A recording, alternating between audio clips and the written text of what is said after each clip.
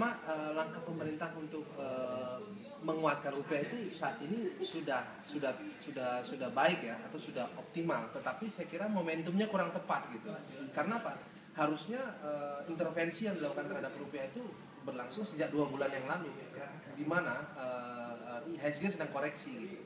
Nah, karena apa dibutuhkan 2 bulan yang lalu? Kita harus mengamati bahwa BI rate kita dinaikkan ya, kemudian inflasi kita masih tetap tinggi. Itu akan berefek terhadap harga-harga komoditas ya. Nanti harga-harga kebutuhan pokok itu akan menguat. Nah, itu akan menyebabkan gejolak ekonomi yang cenderung negatif ya. Nah, akibat gejolak itu nanti rupiah cenderung tertekan atau rupiah cenderung kurang menarik. Nah, apa langkah yang harus dilakukan pemerintah adalah pertama tetap melakukan intervensi langsung ke pasar. Yang harus dijaga apa? Pertama melakukan intervensi untuk menjaga harga komoditi. Kemudian intervensi langsung antar bank ya. Ada namanya interbank rate ya.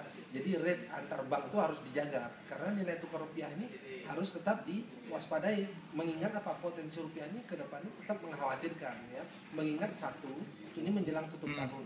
Kemudian yang kedua, adanya kinerja bursa kita yang saat ini cukup mengkhawatirkan itu menyebabkan psikologis pasar cenderung terganggu, sehingga itu akan berdampak juga memberikan sentimen negatif terhadap rupiah kita.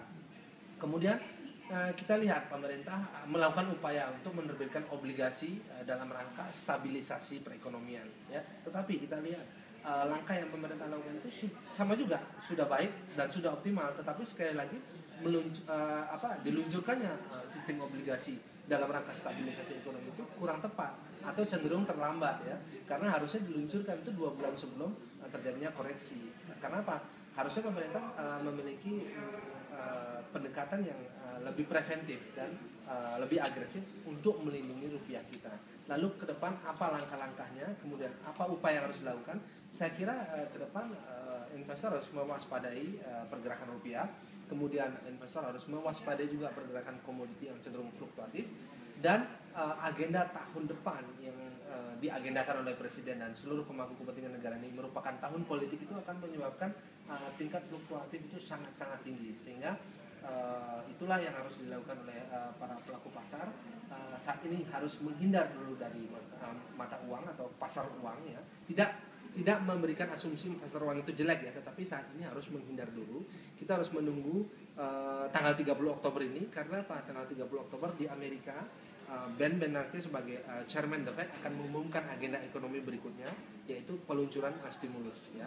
Skenario-nya adalah satu, bila stimulus itu dibatasi ya pasar akan tetap koreksi.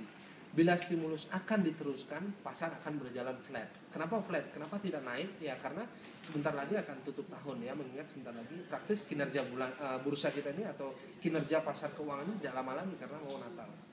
Dengan berapa asumsi akan datang di Oktober itu Anda memberikan berapa rentang rupiah saat ini?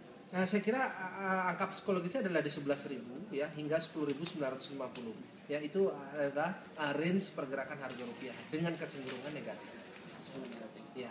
Kalau lihat efektivitas BSA sendiri bisa terasa kapan, Mas? Kalau kan pemerintah sudah mendapatkan pinjaman swap arrangement itu, kira-kira bisa terasa dampaknya kapan? Kita lihat swap itu, pengertian swap itu adalah efeknya itu temporer ya. Karena apa? Swap itu dipergunakan hanya untuk menjamin interbank atau LIBOR ya, atau biaya penginapan uang. Nah, persoalannya sekarang rupiah ini masih menjadi sudut pandang fundamental ekonomi untuk jangka panjang. Nah, swap ini hanya difungsikan sebagai perlindungan preventif jangka pendek saja. Artinya apa? Efeknya tidak akan banyak. Ya, seperti itu. Artinya kan rupiah masih tetap di 11.500. Ya, range rupiah adalah di 11 saat ini rupiah ada di 11.500 ya. Ya, kecenderungannya kemana? Dia akan menguji angka psikologis yaitu 11.000 ya, 11.000. Nah, sehingga range rupiah berapa? Antara 11.400 hingga 11.000 ya. Kecenderungannya bagaimana? Negatif. Dalam jangka waktu berapa lama? Dalam jangka waktu 1 atau 2 bulan ke depan. Oke. Mas, satu lagi soal IHSG sendiri.